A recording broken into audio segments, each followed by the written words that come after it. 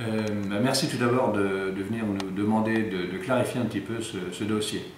Je crois qu'il est important de rappeler tout d'abord qu'il n'y a pas de dérogation abusive.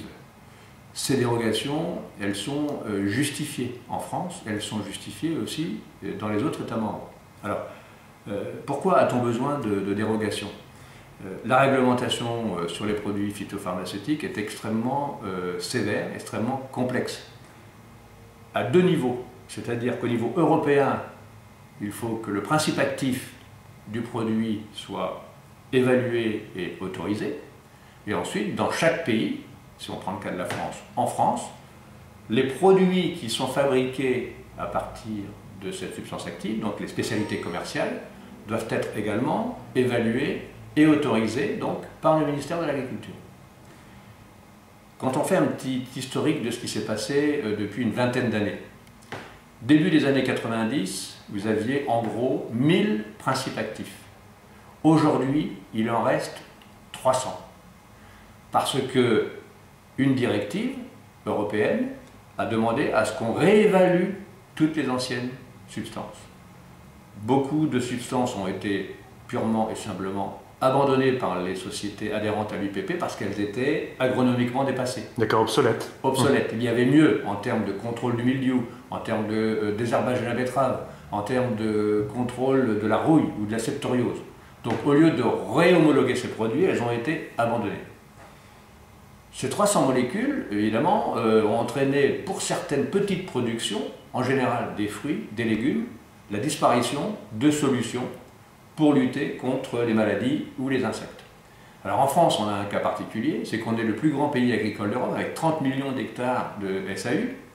On a la chance d'être dans un pays béni des dieux, mais avec des climats tropicaux, si on met Guadeloupe, Martinique, climat méditerranéen, une diversité, climat continental, une grande diversité de climats qui entraîne une grande diversité de cultures.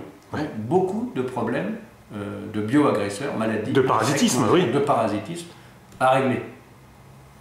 La disparition de ces molécules au niveau européen a entraîné évidemment une réduction forte du nombre de produits en France.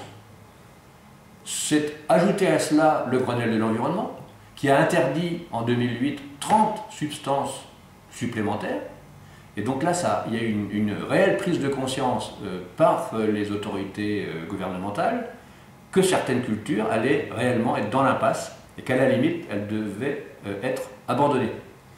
Donc, un dispositif qui existe au niveau européen, qui est le fameux dispositif de la dérogation, a donc été mis en place. Et il y a eu en effet une accélération du nombre de dérogations accordées en fait, pour régler les problèmes dans certaines filières, de manière à faire en sorte que ces filières demeurent compétitives sur le marché national, mais également sur le marché européen. C'est le cas particulier du désherbage de la mâche, d'insecticides qui ont obtenu des dérogations pour lutter contre les mouches sur figues ou mouches des fruits. Et c'est ce qui explique en fait l'augmentation forte du nombre de dérogations ces dernières années.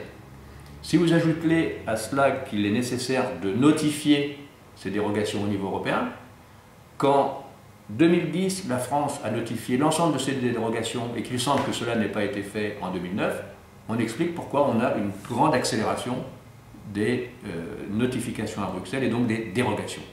Donc ces dérogations sont légales. Les produits qui sont en dérogation sont des produits qui sont déjà autorisés dans la plupart des cas dans d'autres pays européens. Ils ont été évalués sur les aspects risque santé agriculteur, risque santé consommateur et respect de l'environnement. Donc c'est une démarche officielle, européenne, nationale, réglementée et qui prend en compte la sécurité de l'agriculteur et la sécurité du consommateur ainsi que le respect de l'environnement. Donc je ne comprends pas cet acharnement médiatique de certaines ONG sur ces procédures qui ont un objectif de conserver la compétitivité de la ferme France tout en respectant bien entendu santé et environnement.